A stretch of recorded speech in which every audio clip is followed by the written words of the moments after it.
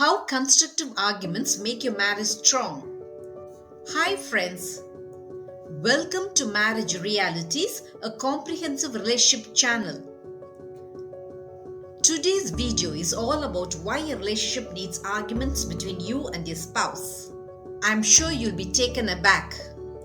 Arguments only bring unhappiness and resentment into your relationship, so you feel.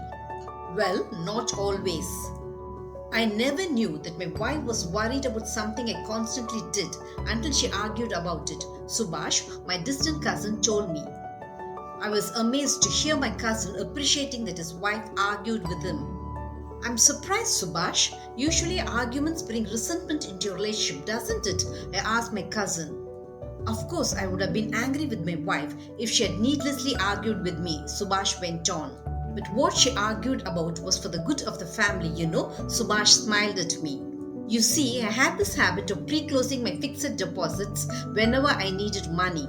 I did this consistently, and one day my wife flared up. She argued with me that I was being irresponsible. My wife warned me that I should not pre-close our fixed deposits as our family's financial future depended on it, my cousin laughingly told me. I liked the way my wife argued with me. She was not accusing, she was not preaching either. She just pointed out that I must be more careful in dealing with her hard-earned money. My wife argued so reasonably that I instantly realized my mistake. I was happy that Subhash understood the difference between a constructive argument and an accusing argument. Yes, arguments are part and parcel of every marriage. Couples who say that they never argue are lying.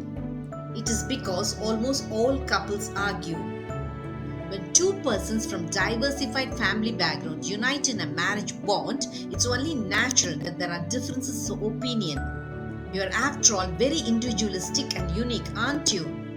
Your spouse cannot be you. You cannot be your spouse. It is this diversification that paves the path to arguments and heated discussions between you. This is a very normal marriage scenario and very needed also. Do you know what happens when there are no arguments in your relationship?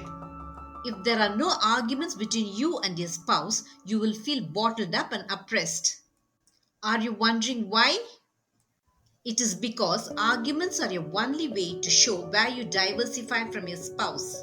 Let us suppose you refrain from arguing with your spouse as you do not want any needless confrontations between you. You might have prevented a confrontation, but what you wanted to convey to your spouse remains unsaid and unexposed. When you have to constantly bottle up your feelings, thoughts, and emotions from your spouse, you might erupt any moment into a volcanic confrontation with him or her. Let me clarify your confusion. The arguments you often indulge in your relationship can be classified into two types. One type is the petty and persistent arguments between you. The other type is the constructive arguments between you. Arguments are arguments. What difference could there be between the two, you might wonder? Petty arguments are irritating and annoying. You argue with your spouse for almost everything. You argue with the deliberate intention of inflicting hurt on your spouse. Not a day passes without both arguing bitterly and spitefully for the most innocuous reasons. Your arguments diverts and meanders to digging up your resentments you have hidden from your spouse. Such arguments are byproducts of total lack of love and communication between you. Petty and bitter arguments make your relationship very stressful. You will not have a moment of peace in your married life if you keep on arguing with your spouse for just about everything. Your spouse hates it when you argue with the sole intention of degrading or inflicting hurt on him or her. But constructive arguments are marriage builders. Your constructive arguments are not bitter exposure of your bottled up resentment against your spouse. You argue because you care for your spouse. And the way you argue makes your spouse want to listen to you. You emphasize your viewpoint to your spouse in a very reasonable manner. You argue to point out the unknown mistakes made by your spouse.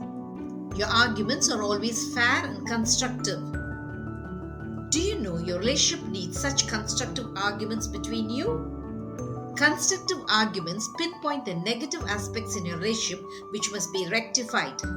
Your arguments showcase where your spouse goes wrong in his or her profession, health, or money dealings.